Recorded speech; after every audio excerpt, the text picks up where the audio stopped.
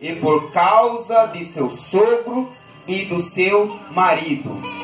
Sogro, marido. Então ela era casada.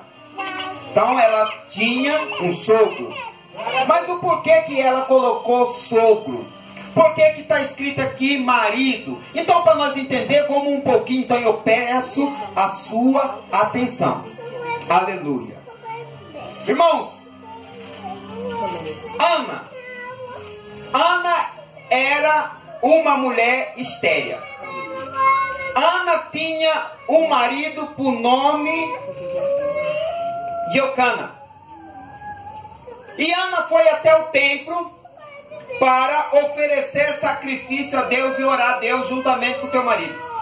A Bíblia diz que eles iam de ano em ano. E nesse ano, Ana teve o privilégio de ser convidada pelo seu esposo, Eucana.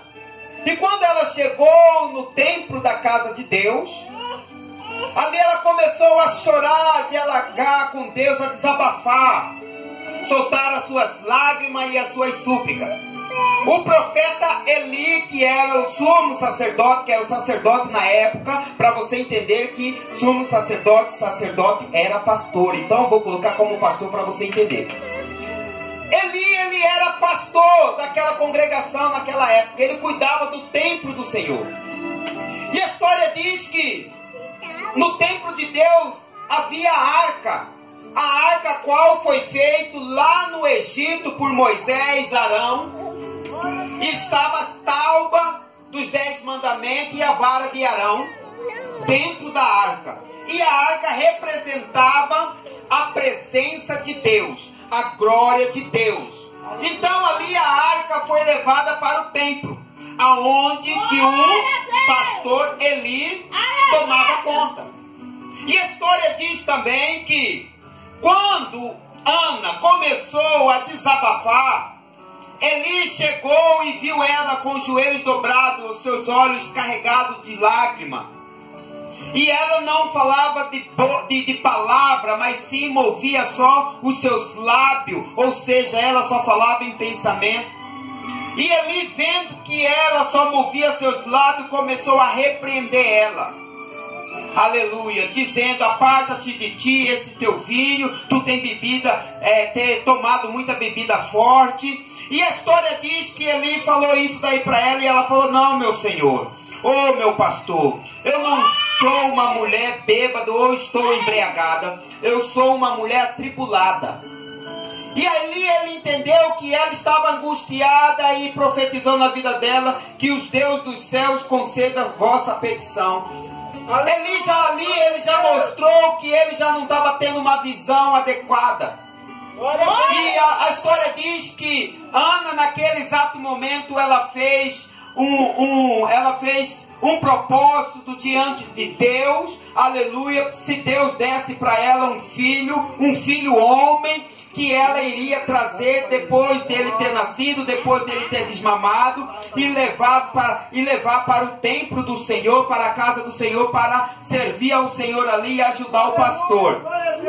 E a história diz que assim ela ganhou a criança. Depois que a criança foi desmamado, ela levou para o templo do Senhor. Quando Eli chegou lá, e ela chegou no pastor Eli e falou para ele: olha, lembra daquele ano passado que eu estava aqui, que o Senhor falou que eu estava embriagada? Pois é, eu estava fazendo uma petição para o Senhor, e o Senhor me concedeu, porque eu era estéril, não podia ter filho, e o Senhor me deu esse menino por nome de Samuel. E ele vai ficar aqui, ele vai ser o cooperador da obra.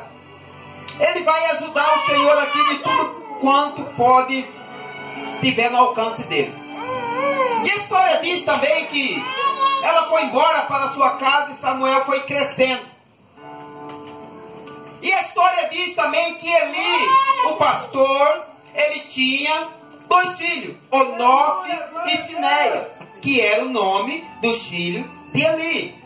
Só que os filhos de Eli, a história diz que ele não conhecia Deus. Mas a Bíblia não quer dizer que eles não conheciam Deus, não é que seja que eles não eram evangélicos. Por quê? Porque o pai era cristão. O pai era servo de Deus. Então só que eles não conheciam a Deus porque eles não tinham ainda tido um com Deus. Eles ainda não teve um encontro com Deus. E a história diz que ele era rebelde na casa de Deus.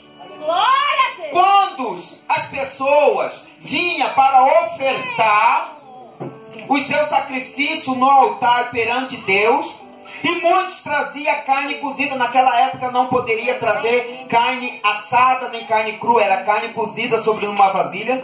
E a história diz que tinha ali um garfo onde que o sacerdote pegava e colocava o garfo dentro da panela, pegava um pedaço da carne cozida, levantava para o céu: graça te dou, Senhor, pela minha parte, e comia.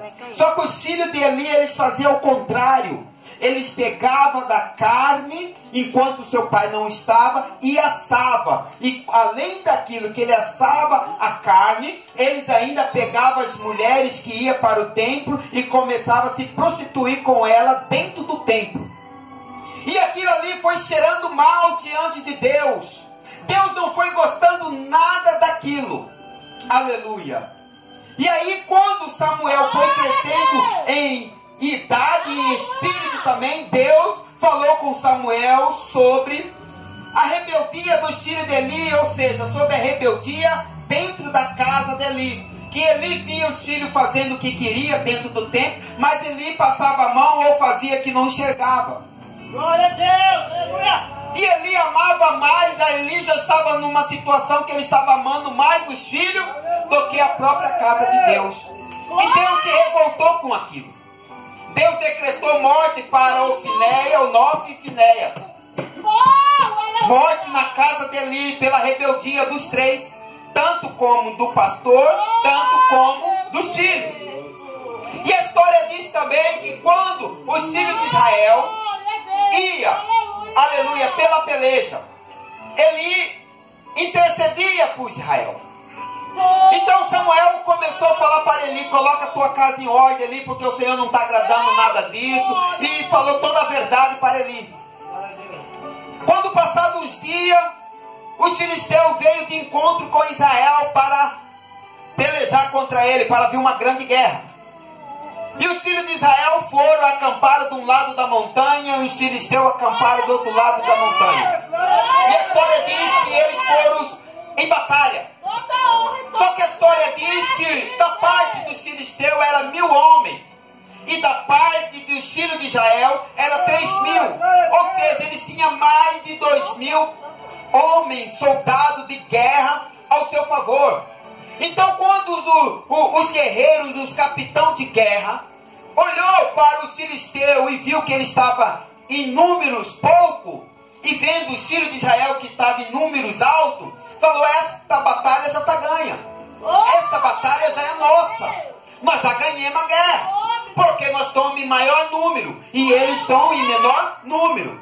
Então entraram ali em guerra, em batalha.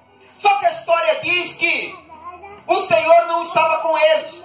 E eles entraram em guerra, e aí os filisteus foram matando um a um dos filhos de Israel.